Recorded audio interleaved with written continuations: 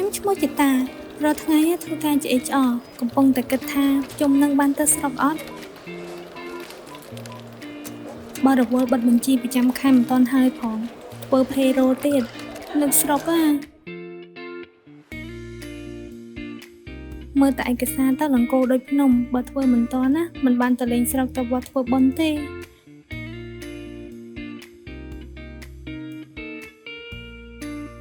ហើយឈឺក្បាលដល់ពេលយកឯកសារឲ្យមេទៀតហើយ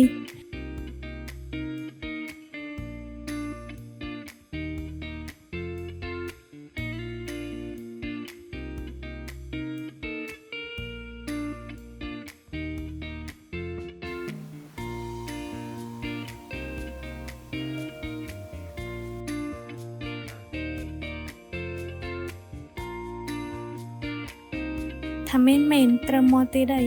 ធ្វើរបាយការណ៍អត់ទាន់ពេល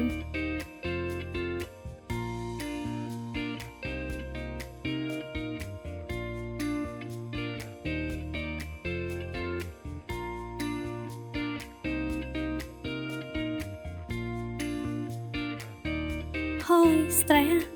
ចង់បបួលសើច្បងជួបផឹកកាហ្វេបន្តិចសិនក្រែងលោមានដំណោះស្រាយថ្មី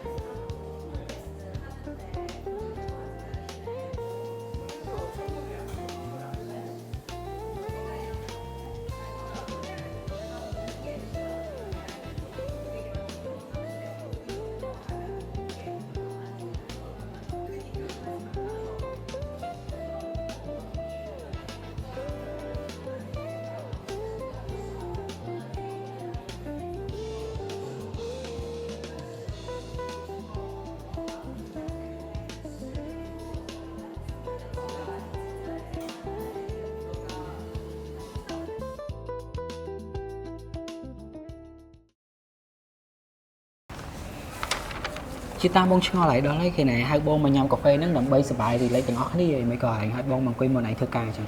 ហើយបងអើយខ្ញុំអត់ចង់ទេក៏ប៉ុន្តែការងារច្រើនដល់ហើយណាមួយចិត្តគេខ្ញុំទៀតខ្ញុំខ្លាចតែអត់តាន់បានទៅលេងស្រុកបងមើលគាត់តែខ្ញុំធ្វើ payroll ហើយនឹងស្រង់បញ្ជីអវត្តមានបុគ្គលិកខ្ញុំ stress ហ្មងចុះក្រុមហ៊ុនឯងគេអត់មានឲ្យប្រើ system ដើម្បីសម្រួលបុគ្គលិកទេដោយសារតែអត់មានហ្នឹងហើយបានខ្ញុំ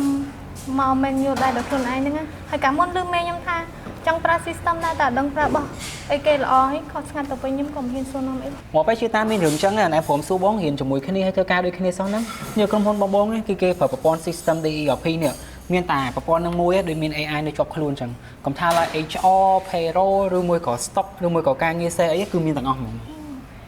មែនក៏អីបងខ្ញុំសុំមើលតិចមើលនេះអនឡាញមើលវាមាន CRM មាន selling មាន accounting មាន PRS មាន fixed asset មាន stock buying មាន project management មាន report មាន support ហើយនឹងមុខងារ HR អមអូលុយណាបងចាំមើលខ្ញុំទៅវិញខ្ញុំសាក់និយាយមួយមេខ្ញុំក្រែងលុយជួយសម្រួលការងារបានខ្លះហើយសល់ពេលទៅខົບត្រាមួយបងអញលេង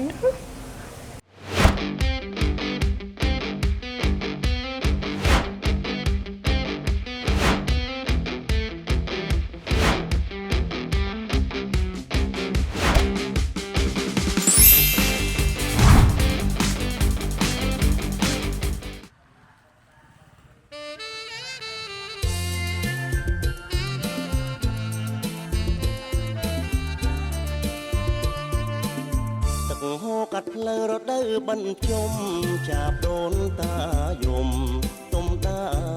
ឆ្នាំហ្នឹងសប្បាយចិត្តណាព្រោះបានមកវត្តជុំគ្នាព្រោះរាល់ឆ្នាំមកដែរបានមកជុំគ្នាសោះហ្នឹងហើយបើកុំតែបានមួយថ្ងៃណែនាំ system ហ្នឹងខ្ញុំប្រើកុំអីស្មានហ្នឹងខ្ញុំអត់តមកដល់ស្រុកទេបន្នមួយវត្តមនីបន្ទីវត្តថ្មី